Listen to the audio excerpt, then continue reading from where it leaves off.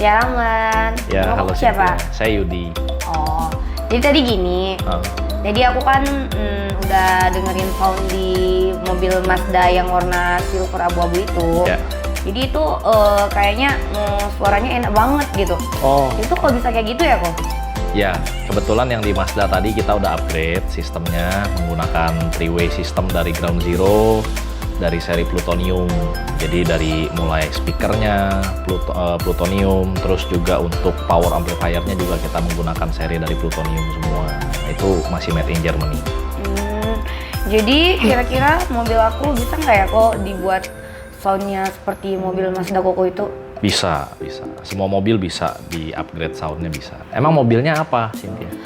Mobil aku ada dua sih, yang satu Honda Jazz, yang satu Swift. Oh, oke. Bisa? Bisa gitu Bisa. ya. Itu kira-kira harganya berapa ya kok? Kalau harga itu kita terjangkau, tapi maksudnya masih variasi lah ya, tergantung mau tingkat kompleksitas dari sistemnya seperti apa.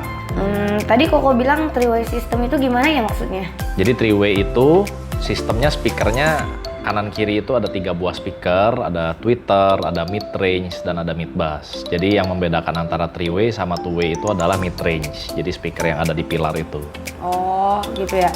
Bagus sih, tapi aku maunya yang sederhana aja gitu kok. Ya, kalau untuk sistem three-way itu memang nggak bisa dibilang kompleks, nggak bisa dibilang sederhana, tergantung jenis mobilnya. Kalau untuk Honda Jazz tadi bisa dibuat untuk three-way system, Swift juga masih bisa.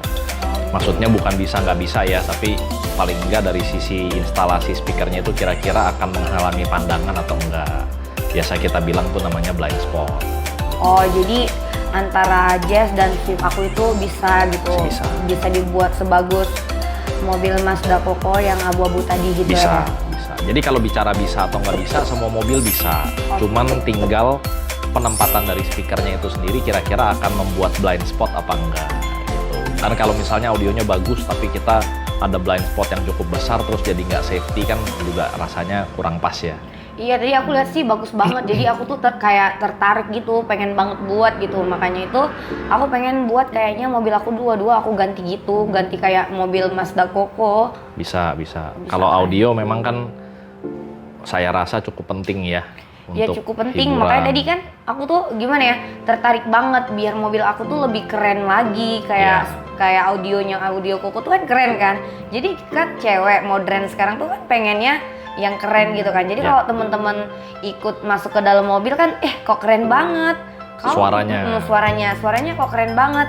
Kamu buat di mana? Nah, aku kan tinggal jawab gitu kan, buatnya sama Koko, di tempat Koko gitu. Bisa kan? Bisa. Jadi kira-kira kok kalau mobil aku dua-duanya mau dibuat audionya kayak Koko, persiapannya apa aja ya? Nggak ada persiapan apa-apa sih, tinggal dibawa mobilnya aja. Oh, jadi mobilnya tinggal dibawa ke tempat Koko, terus tinggal diganti gitu ya? Iya. Oh gitu, oke.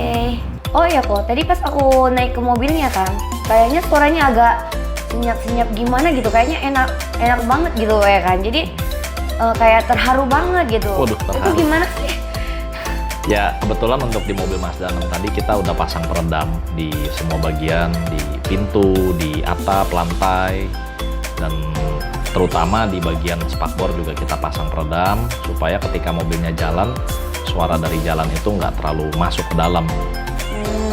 Jadi walaupun semua mobil itu bisa, tapi kayaknya lebih bagus di soundnya itu di Mazda ya? Enggak juga sih, kalau untuk mobil sih semua mobil bisa bagus. Yang paling penting adalah dari produk dan instalasinya. Dan yang nggak kalah penting juga adalah settingannya, tuningannya. Jadi kalau pekerjaan kayak mau ganti gitu kan kok, mau ganti soundnya itu kira-kira berapa lama ya? Kalau untuk waktu pemasangan itu sangat bervariasi dari tingkat kompleksitas sistemnya. Ada yang bisa 1 hari langsung selesai, ada juga yang bisa sampai 2 minggu. Gitu ya. Jadi Koko nemuin kesulitan di Mazda itu dari mananya aja sih? Kalau dibilang kesulitan sebenarnya mungkin lebih tepatnya lebih kompleks aja ya. Karena mobil-mobil Mazda terutama yang modern ini kan agak banyak elektrikalnya, jadi kita mesti lebih hati-hati dalam jalan kabelnya, lalu jangan sampai kita ngerusak kabel yang aslinya juga. Terus kalau spesifik di mobil yang tadi itu, kita bikin pilar untuk three way. Lalu ada powernya juga sama prosesor di bagasi yang kita masih tata sedemikian rupa supaya nggak mengganggu space bagasinya, tapi tetap harus enak dilihat. Nah, jadi proses itu yang lebih lama daripada umumnya. Oh ya kok, tadi aku lihat kan door trim itu agak berubah gitu. Itu diapain ya kok? Oh, di door trim yang pintu tadi ya? Iya, yang di pintu. Jadi itu memang mid bassnya kita kasih angle, jadi supaya lebih solid bassnya dan vokalnya bisa lebih bagus juga. Kalau yang originalnya mobil kan OEM speakernya ada di dalam, kalau yang di Mazda tadi kita ada di luar, kita taruh di luar supaya angle-nya lebih bagus, posisinya lebih bagus, dan terutama bassnya ya. Oh iya kok, tadi aku juga dengerin kan di dalam mobil, di dashboardnya itu kan dengerin lagu, tapi serasa lagunya itu enak banget kayak lagi konser gitu, jadi kayak terharu banget gitu. Jadinya itu caranya gimana ya?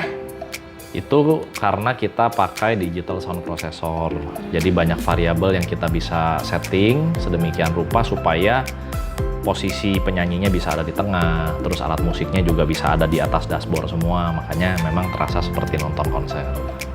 Jadi enak lah ya, serasa nonton konser. Jadi nggak lagi dengerin lagu, lagi dengerin live music seperti itu. Iya, itu lagi zaman banget ya.